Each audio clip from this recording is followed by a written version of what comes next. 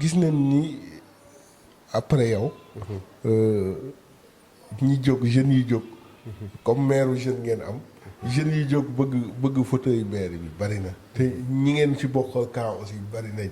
mais jàppoo leen ni c'est boo leen dispersé woo vous ne faites pas l'affaire de l'actuel maire.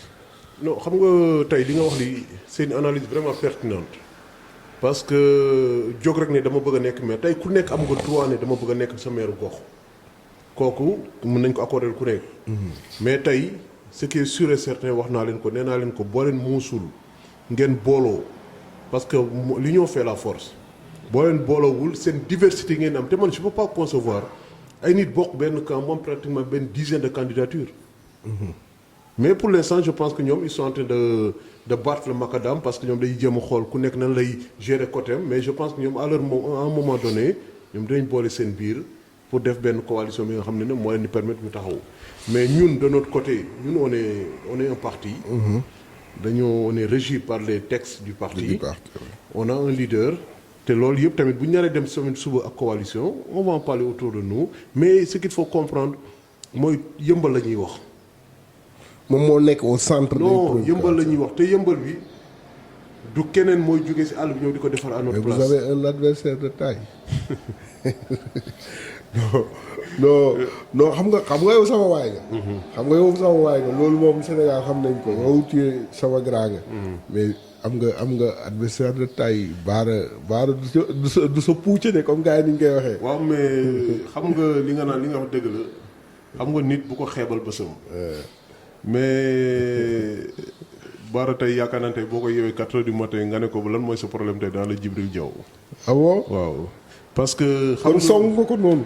non déggoo xam nga ñun duñu suñu wax bëriwul.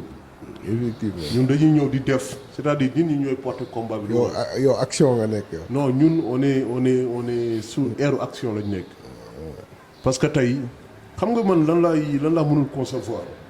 c'est-à-dire il faut que ñuy respecter doomu aadama il faut que ñuy respecter nit ñi xam nga tey bu monsieur Gaye waxee du ma ko wax sax baara parce que c'est le maire de la commune de Yeumbeul mais monsieur Gaye tey bu ñëwee toj terrain bi nga xam ne fa la gars yi doon tojee di entraîner woo sax ne da koy defar terrain synthétique li nga xam ne ça fait 6 mois bañ ko tojee ak léegi yow li nga xam ne ba nga nekkee maire depuis 2014 ba léegi defaroo ko c'est pas ay 7-9 mois des élections nga koy defar.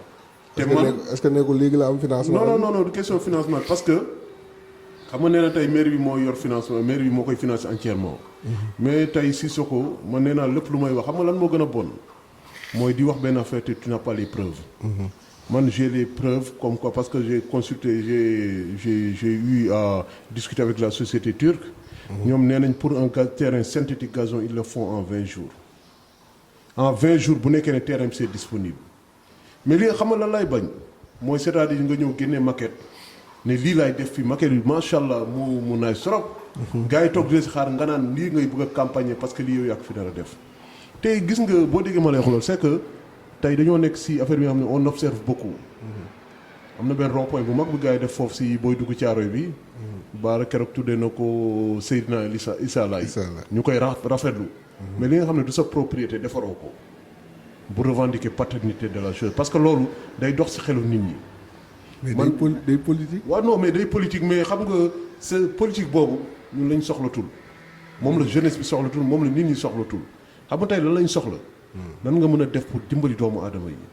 man la dernière fois ça fait même pas 3 semaines j'avais offert 300 formations à la population de Yeumbeul. formation yooyu c'est des formations bureautiques secrétariat en formation en management formation au métier de l'audiovisuel xam nga par le biais de Camfige c'est-à-dire benn organisation bu nekk benn organisme bu nekk Mbour nga xam ne moom moo ñëw c'est organisme état la ak ay diplôme d'état moo ñëw former nit ñi te dama ne bu ñu former leen ba pare ñun def ce qu'on appelle la maison de l'innovation et de l'entrepreneuriat. loolu da nga ko fu bëgg a teg. non te loolu yàlla daf ma dimbali ba ma ko doon xalaat ay émeutes yëpp dara xew ko ci woon. ba may leen di may formation yi. li yëpp xewoon donc c'est pour te montrer que nit boo dëkkee ci gox da ngay xool fan nga mën a yóbbu sa gox il faut être un visionnaire man loolu laa gisoon avant émeutes yëpp di xewoon. parce que boo déggee ma lay wax loolu dama ne leen on va créer la maison de l'innovation et de l'entrepreneuriat ku pare bu ñu paree formation au lieu que ku nekk di dem sa côté yor sa diplôme. ñoom ñëpp dama leen di dajale si même kër bi. ñii di defar t-shirt yi ak casquette yi ñi koy defar parce que ñun dañ ko soxla ñun politiciens yi. effectivement.